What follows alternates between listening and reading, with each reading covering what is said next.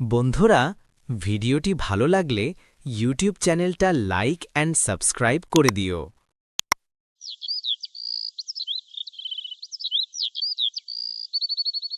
শোনো শোনো শোনো, গ্রামবাসীগণ মন দিয়ে শোনো।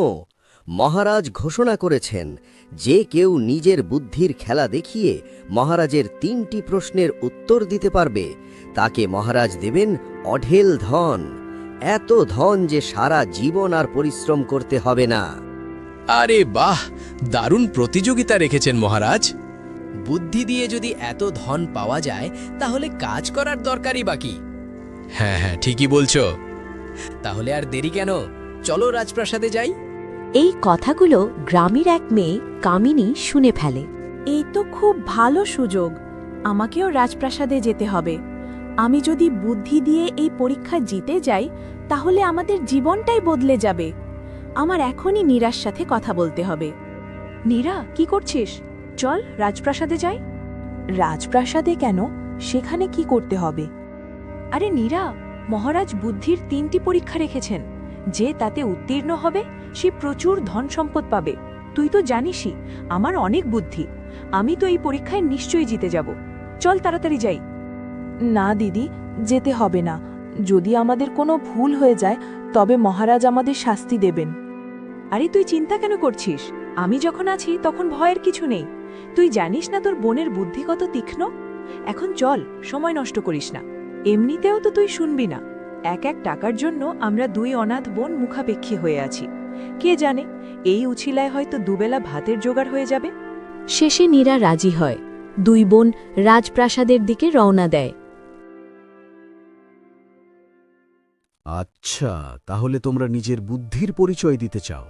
এবার বলো, তোমাদের মধ্যে কে নিজের বুদ্ধির খেলা দেখাতে চাও?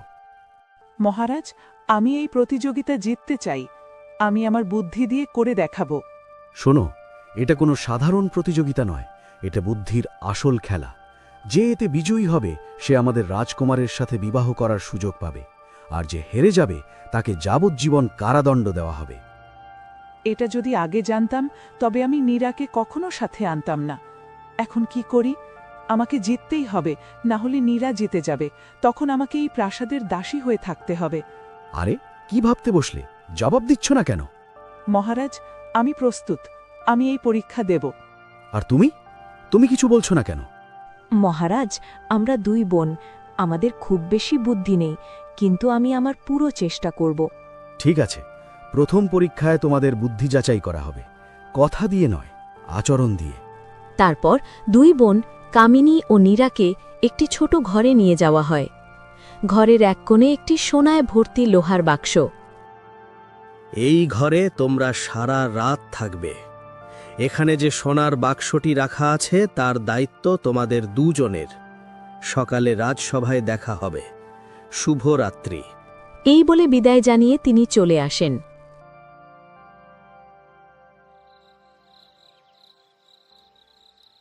নীরব ঘর, মাঝে শুধু সোনার ঝিলিক। নীরা এক কোণে চুপচাপ বসে আছে। কামিনীর চোখ বারবার সোনার দিকে যায়। এত সোনা! এই সোনা সামনে রেখে কি চোখে ঘুম ধরা দেয়? তাছাড়া এই নীরা তো একটা গাধা, ও তো এগুলো ছুঁয়েও দেখবে না। কেউ তো আর দেখছে না। একটু নিলে কে জানবে? রাত গভীর হলে কামিনী আস্তে করে উঠে দাঁড়ায়। বাক্সটি থেকে কয়েকটি সোনার মুদ্রা নিয়ে নেয়। এই সোনা এখন আমার। কেউ জানতেও পারবে না আমি এগুলো নিয়েছি।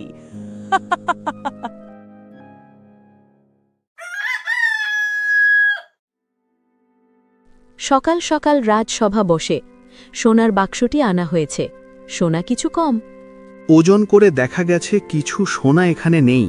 তোমাদের মধ্যে কে নিয়েছ? মহারাজ, আমি নই। সারা রাত নীরা জেগেছিল, নিশ্চয়ই ওই নিয়েছে। মহারাজ, আমি কিছু নেইনি, বিশ্বাস করুন। রাজা গভীরভাবে তাকান, কিন্তু কিছু বলেন না। এই বিষয়ে পরে কথা বলা হবে। পরবর্তী পরীক্ষার জন্য প্রস্তুত হয়ে থাকো।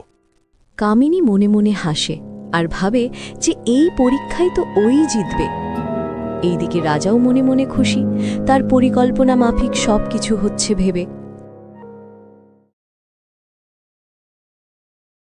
অতীতে দেখা যায় রাতের আগেই রাজা এক বিশ্বস্ত প্রহরীকে ডেকে বলছেন, ওই ঘরে গোপনে নজর রাখবে, কেউ যেন কিচ্ছু বুঝতে না পারে। তুমি চুপচাপ সবকিছু দেখবে, কিন্তু কাউকে কিছু বলবে না। যথা আজ্ঞা মহারাজ। প্রহরী দূরে দাঁড়িয়ে রাজাকে নীরবে ইশারা করে। রাজা বুঝে যান সত্য তার জানা আছে।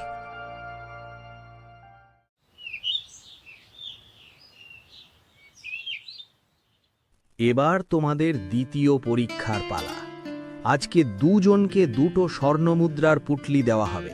আমি দেখতে চাই যে তোমরা দুজনে এই মুদ্রা দিয়ে কি কাজ করো এবং কতটা মহৎ কাজ করো। সেনাপতি, যাও এবং দুটি পুটলিতে স্বর্ণমুদ্রা নিয়ে এসো এবং এদের দুজনকে একটি করে পুটলি দিয়ে দাও। সেনাপতি কিছুক্ষণের মধ্যে দুটি পুটলি নিয়ে এসে দুজনকে একটি করে দিয়ে দেন। তারপর দুজনে ধন নিয়ে দরবার থেকে বেরোয় এবং বাড়ি চলে যায়। দেখ নীরা, আমি তো বলছি তুই কিছুই করতে পারবি না। এই প্রতিযোগিতাতে তুই হেরে যাবি। তাই আগেই বলে দিচ্ছি, তুই এখনই হার মেনে নে। আমি হার মানব না। আমার কাছে সত্য আর সততা আছে। আমি সেগুলো দিয়েই এই প্রতিযোগিতা জেতার চেষ্টা করব। এরপর দুই বোন ঘুমিয়ে পড়ে এবং মাঝরাতে কামিনী উঠে চুপি চুপি নীরার সব ধন চুরি করে নেয়। এখন তো আমার কাছে অনেক ধন হয়ে গেল। আমি এই সব ধন রেখে দেব আর গ্রামবাসীদের মাঝে নকল মুদ্রা বিলিয়ে দেব। হ্যাঁ, এটাই ঠিক হবে। তারা কি করে বুঝবে ওগুলো যে নকল মুদ্রা হবে? এগুলো এখন আমার।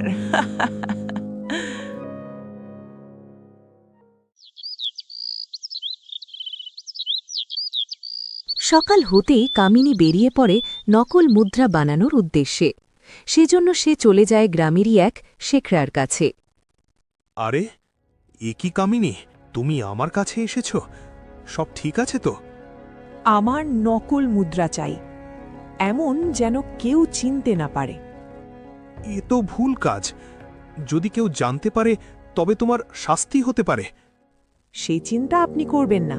শুধু নকল মুদ্রা বানিয়ে দিন, যাতে আমি অনেক মানুষের মধ্যে বিলিয়ে দিতে পারি আর মহারাজ আমার দয়ালু স্বভাব দেখতে পান। আপনার কোনো শাস্তি হবে না, আমি কথা দিচ্ছি। আচ্ছা আচ্ছা, ঠিক আছে। আমি যদি বেশি পারিশ্রমিক পাই তবে আমি এমনটা করে দেব। এই নিন, আমি আপনাকে এতগুলো পারিশ্রমিক দিচ্ছি। শেখরা নিজের পারিশ্রমিক নিয়ে নকল মুদ্রার বড় পুটলি দেয় কামিনীকে। অন্যদিকে নীরা, এখন তাড়াতাড়ি পুটলি নিয়ে সব গরিবদের সাহায্য করে দেব, যাতে সবার ভালো হয়। নীরা পুটলি খোঁজে, কিন্তু পুটলি সেখানে পায় না। এ কি, আমি তো এখানেই পুটলি রেখেছিলাম, এখন তো এখানে নেই। মনে হয় আমার পুটলি চুরি হয়ে গেছে। হে খোদা, এখন আমি কি করি? যদি আমি গ্রামবাসীদের সাহায্য করতে না পারি, তবে হয়তো আমি প্রতিযোগিতায় হেরে যাব। না, আমাকে যে কোনোভাবে গ্রামবাসীদের সাহায্য করতেই হবে। নীরা গ্রামের এক ধনী কৃষক সুমেশবাবুর কাছে যায়। মহাজন, আমাকে কোনো কাজ দিন, যাতে আমি টাকা রোজগার করে কোনো গরিবের ভালো করতে পারি। আরে, তুমি কি করতে পারো? তোমার বোন দেখো কত চতুর, আর তুমি কাজ খুঁজছ। আমি পরিশ্রমে বিশ্বাস করি মহাজন, আপনি আমাকে কোনো কাজ দিন। আচ্ছা ঠিক আছে, আমাদের খেতে কিছু কাজ আছে, ওগুলো করে দাও,